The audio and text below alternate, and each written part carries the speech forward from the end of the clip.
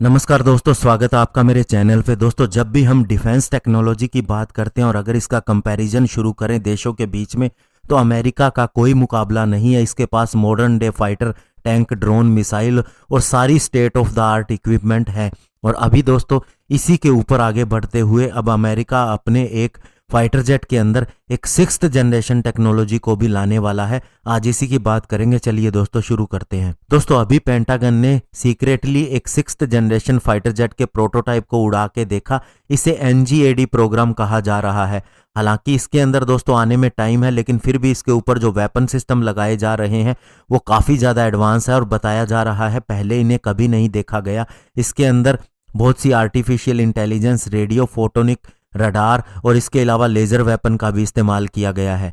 लेकिन दोस्तों ये माना जा रहा है कि ये 2030 या मिड 2030 के अंदर आएंगे। तो ऐसे में अमेरिका ने अब कोशिश करनी शुरू कर दी है कि जो करंट फाइटर जेट उसके पास है उन्हीं के अंदर कुछ एक 6th जनरेशन के फीचर दे दिए जाएं, जैसे कि दोस्तों लेज़र वेपन। तो ऐसे में दोस्तों अपने एयरक्राफ्ट को अंदर आती हुई मिसाइलों से और एयर डिफेंस सिस्टम से बचाने के लिए शील्ड लेजर सिस्टम को लाने का फैसला किया है, जो कि दोस्तों एक पोड माउंटेड लेजर सिस्टम है। इसका पूरा नाम self protect high energy laser demonstrator या फिर शॉर्ट फॉर्म में शील्ड है।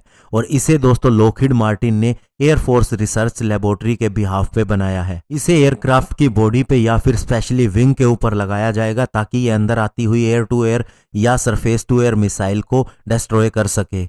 मार्क स्टीफन, जो कि दोस्तों लेजर एक्सपर्ट है लॉकहीड मार्टिन के अंदर, वे बताते हैं कि अगले 5 सालों के अंदर लॉकहीड मार्टिन ये कोशिश कर रही है कि इस तरह के लेजर सिस्टम को टैक्टिकल फाइटर जेट के ऊपर लगाया जा सके। इसके ऊपर हम बहुत ज़्यादा समय लगा रहे हैं और बहुत से देशों के फाइटर जेट के अंदर एक पैसिव डिफेंस मैकेनिज्म की कमी है, जो कि एक पोटेंशियल मिसाइल अटैक से बचने के लिए होता है।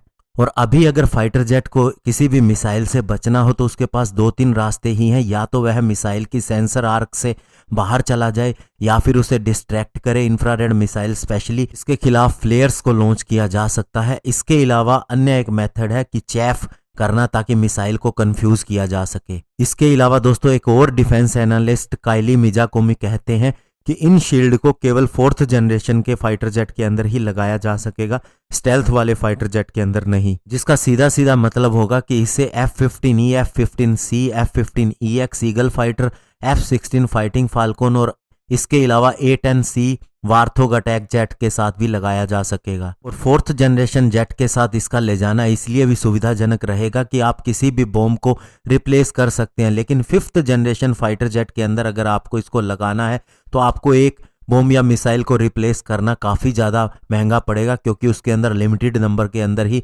वेपन बे के अंदर वेपन रहते हैं। और साथ ही इससे F-22, F-35 जैसे 5th जनरेशन फाइटर जेट की स्टेल्थ प्रॉपर्टी भी कम हो जाएगी या फिर खराब हो जाएगी। और आने वाले समय के अंदर ये लेजर सिस्टम, चैफ और फ्लेयर्स का डिफेंस जो होता है ये आर्टिफिशियल इंटेलिजेंस से हो सकेगा और पायलट अपना ध्यान और चीज़ों पर फोकस कर सकेगा। और साथ ही दोस्तों जैसा कि आप जानते हैं कि इंडिया को भी अब America F-15EX fighter jet offer कर रहा है। तो ऐसे में दोस्तों अगर ये संभावना बनती है लेजर सिस्टम को F-15EX के साथ लगाने की, या इंडिया अगर इसी के ऊपर बात करता है, तो ये हमारे लिए भी काफ़ी बड़ी खबर हो सकती है। क्योंकि दोस्तों काम तो हम भी इसी चीज़ के ऊपर कर रहे हैं, लेकिन अभी हमारे AMCA के आने के अंदर भी टाइम है और हमें 4.5 जनरेशन के 114 फाइटर जेट खरीदने ही हैं।